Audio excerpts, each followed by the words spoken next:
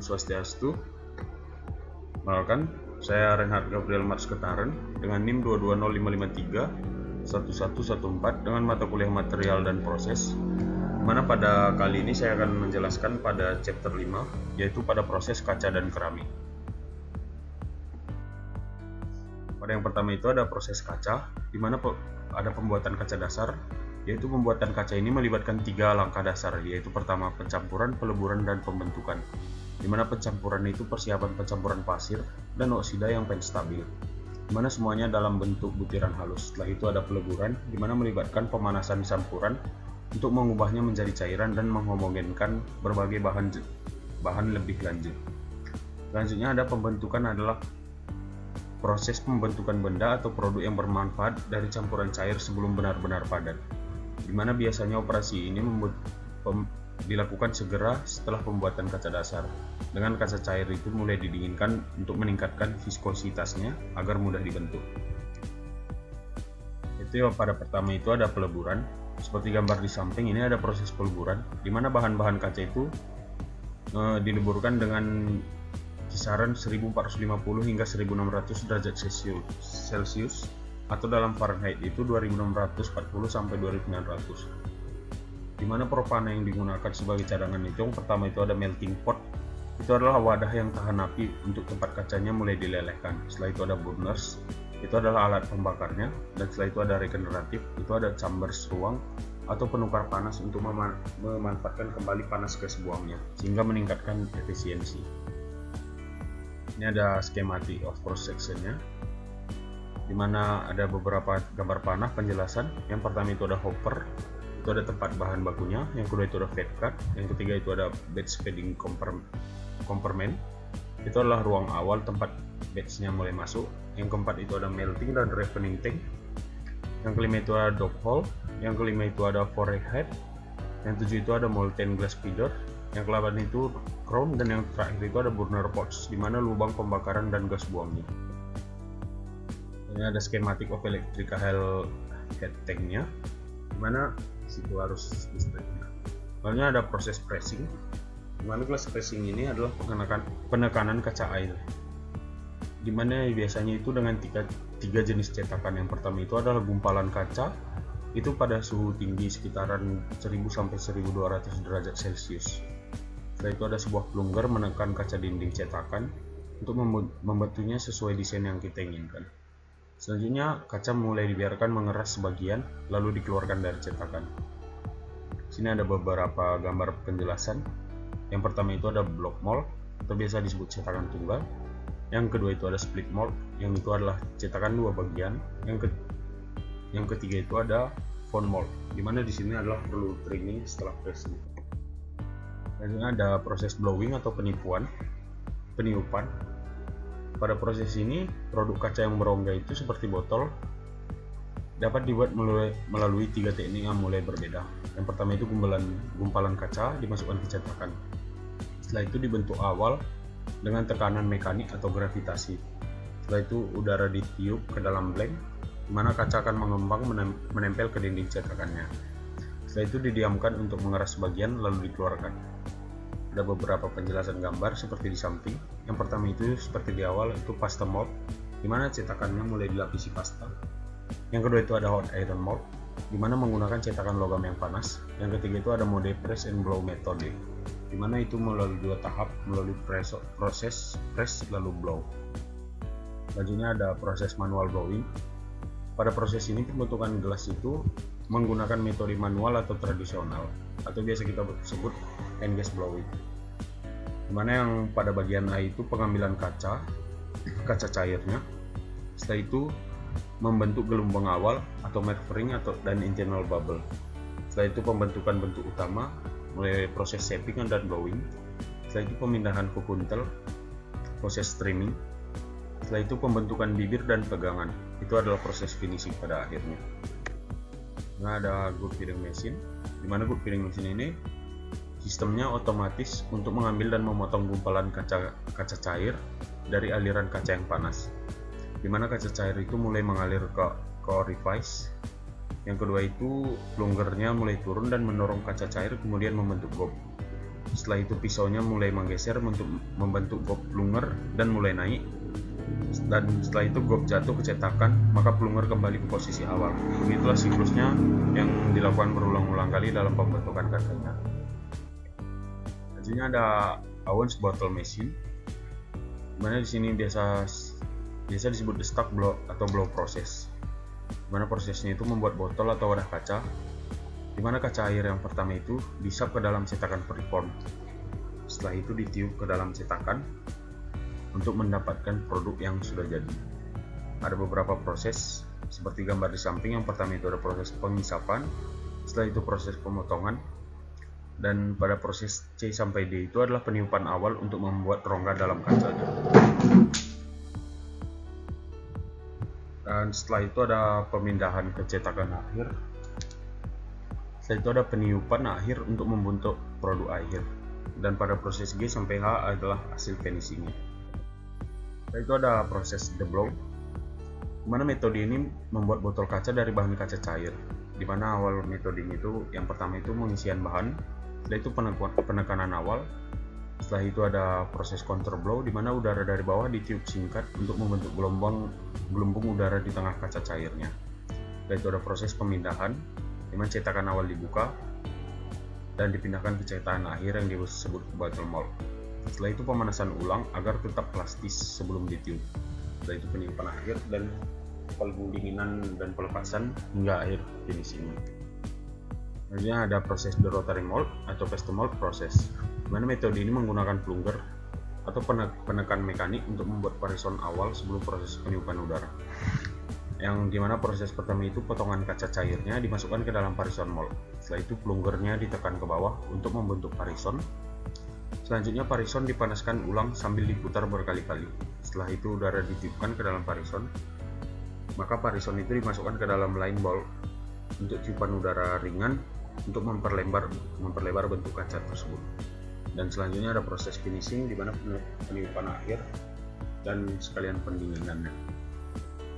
Selanjutnya ada proses ribbon machine blowing process, di mana di sini proses ini kaca cair ini tuh dibentuk menjadi pita kaca menggunakan roll pendingin air, di mana udara bertekanan tinggi dari blow box itu ditiupkan ke bawah untuk membentuk gelembung-gelembung kaca pada pita kacanya. Setelah itu gelembung kaca dimasuk ke dalam rotating phase mode untuk menutup otomatis bola lampunya. Setelah itu bola lampu mulai terbentuk dan cetakannya terbuka, maka kaca mulai mendingin sebagian. Selanjutnya bola lampunya mulai dipisahkan dari pita kaca menggunakan stripper dan track of bar. Dan bola lampu yang sudah terbentuk jatuh ke wear conveyor untuk proses pendinginan dan pemeriksaan selanjutnya. Seperti pada bawah ini adalah skema dari ribbon machine blowing process. Ini ada proses glass turbine manufacture, di mana metode ini pembuatan pipa kaca atau gas turbine yang dibentuk dan dililitkan di sekitar mandrel berputar. Di mana proses pertama itu ada kaca cair yang mengalir dari forehead menuju mandrel berputar. Selanjutnya itu melilit mandrel dan membentuk lapisan silinder. Selanjutnya udara ditiup melalui mandrel untuk membentuk rongga tabungnya. Setelah itu tabung kaca ditarik menjauh untuk mengatur ukuran dan ketebalan. Dan selanjutnya tabungnya didinginkan dan proses finishingnya. Seperti di samping ini adalah proses dener untuk membuat tabung kaca dari untaian kaca yang mulai dililitkan di sekitar mandrel. Selanjutnya ada drawing sheet glass. Pada proses drawing sheet glass ini, metode klasik ini membuat lembaran kaca secara kontinu dan vertikal dari kaca air. Mana yang pertama itu kaca cair itu berada dalam debit puse. Setelah itu mulai naik melalui celah sempit membentuk lembaran tipis dan pendingin awal dilakukan, dan kembali lagi proses dari awal sampai finishingnya. Skemanya seperti pada gambar di samping ini, di mana lembaran vertikal itu sebuah lembaran yang gambar vertikalnya itu mulai ke atas. Selanjutnya ada drawing sheet glass, di mana pada proses ini menghasilkan kaca lembaran secara kontinu, sama seperti proses yang sebelumnya. Di mana perbedaannya itu pada kaca melewati si corners untuk pendinginan awal. Setelah itu kacanya digerakkan secara horizontal oleh mesin rolls menuju layer. Dan pada horizontal layer itu, maka kaca mengalami proses annealing perlahan sampai suhu ruang sehingga stabil dan siap dipotong sesuai ukuran. Selanjutnya ada drawing sheet glass. Ini juga sama pembuatan kaca lembaran datar, di mana prosesnya itu kaca dilelehkan dalam tunggu dan sebuah drawbar dicebukkan ke kaca cair, di mana kaca mulai melekat pada batang penarik, kemudian ditarik ke atas melalui celah di dinding tungku membentuk lembaran kaca vertikal. Selanjutnya mendinginkannya agar bentuknya tetap stabil. Maka setelah itu lembaran kaca ditarik terus ke atas melalui rangkaian roll yang vertikal. Selanjutnya kaca sudah menjadi lembaran keras dan dapat dipotong. Selanjutnya ada proses mechanical drawing of continuous textile fibers. Pada proses ini mengubah kaca padat menjadi filamen kaca halus dan panjang yang kemudian digunakan untuk bahan penguat komposit, isolasi atau tekstil industri. Dimana pada gambar di samping ini contoh gambar mekanik tekstil kontinu, dimana prosesnya itu bola kacanya mulai dilelehkan ulang.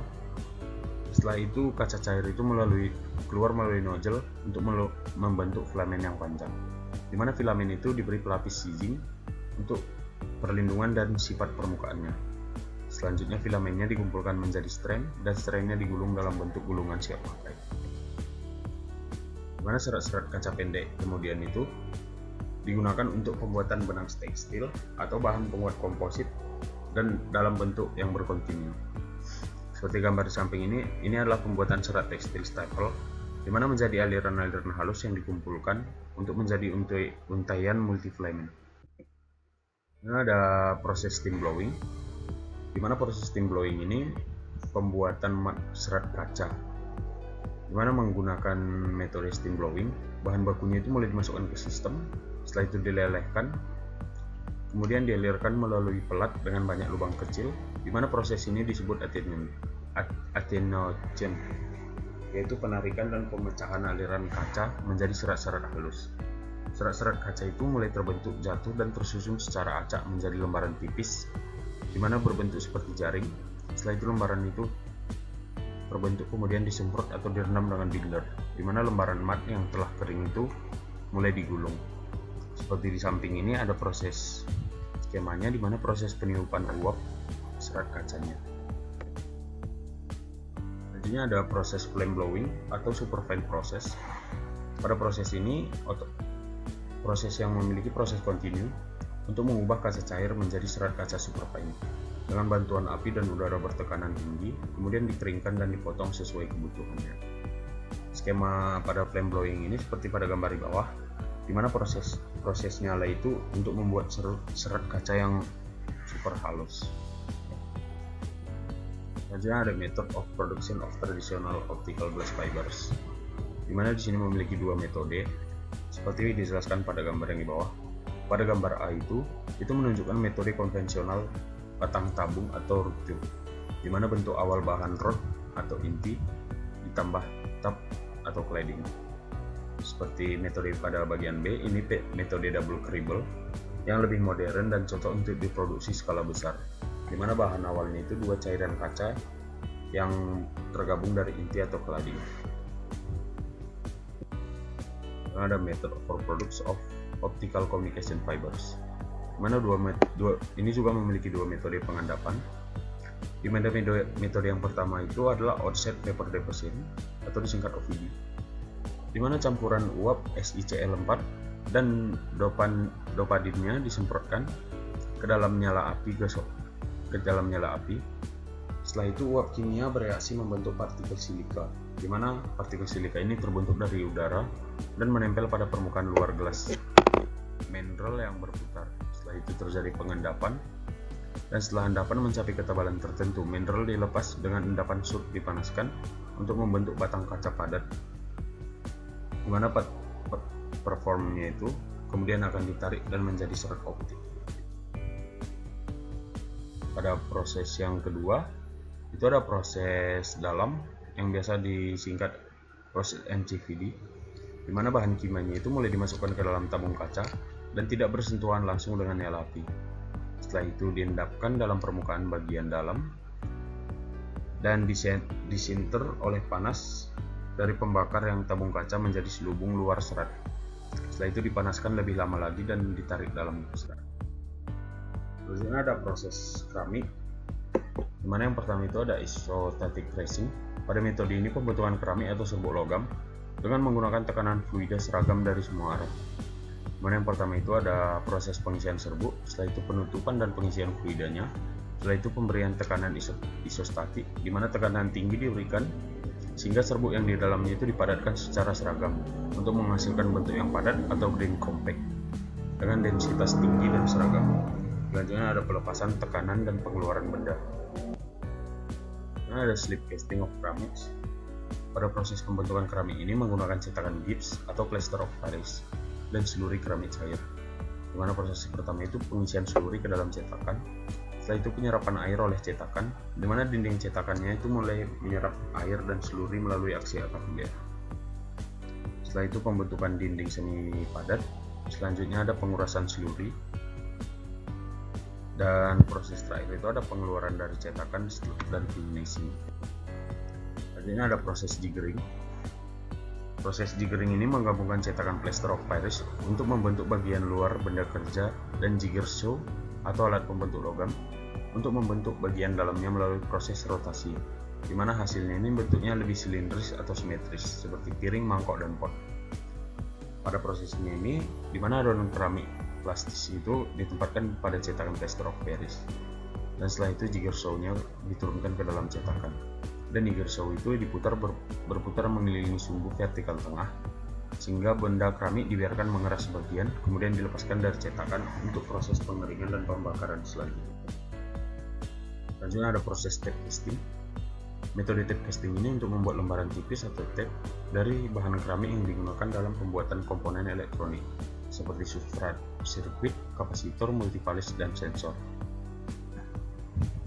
Di mana proses skema tape casting ini seperti gambar di samping. Di sini ada proses pengecoran pita keramik. Selanjutnya ada proses sintering atau fairing. Pada tahap sintering ini, pemanasan serbuk keramik atau grain compact hingga mendekati titik leburnya agar partikel-partikel yang saling mengikat menjadi padat dan lebih kuat. Sini ada 4 macam bentuk. Yang pertama itu ada grain compact, di mana bentuk awal setelah serbuk keramik dikompak namun belum dipanaskan. Yang kedua itu ada connecting legs have been formed, di mana tahap pemanasan awal mulai terbentuk di antara partikel akibat difusi. Yang ketiga itu ada bentuk size of pores between particle. Ini proses pemanasan lanjutkan, pori-porinya yang menjadi lebih kecil karena atom-atomnya mulai bergerak ke daerah kontaknya. Dan yang kedua itu ada bentuk only small pores remain. Ini adalah bentuk tahap akhir dari sinteringnya, di mana pori-porinya hampir hilang dari seluruhnya. Selanjutnya ada proses hot pressing. Proses hot pressing ini adalah pembuatan komponen keramik dari serbuk, di mana kombinasi antara tekanan suhu tinggi untuk memadatkan serta menyatukan partikel-partikel keramik menjadi benda padat yang kuat dan rapat. Seperti pada di samping, ini adalah proses pengepresan panas pada bahan serbuk keramik. Biasanya ini dipanaskan pada suhu sekitar 1000 sampai 2000 derajat Celcius, menyesuaikan dengan bahan baku jenis keramik. Kemudian ada hot isostatic pressing atau bisa disingkat HIP.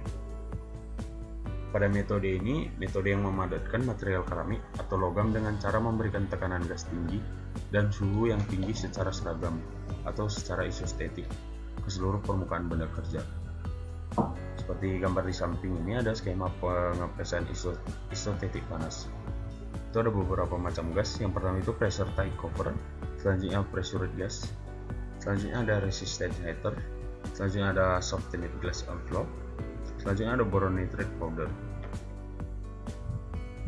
Nah, di sini ada beberapa referensi yang saya gunakan dalam pembuatan PowerPoint saya, seperti contoh dari Ensiklopedia Ilmu Pengetahuan Fisika dan Teknologi yang dirilis pada 1987 di London.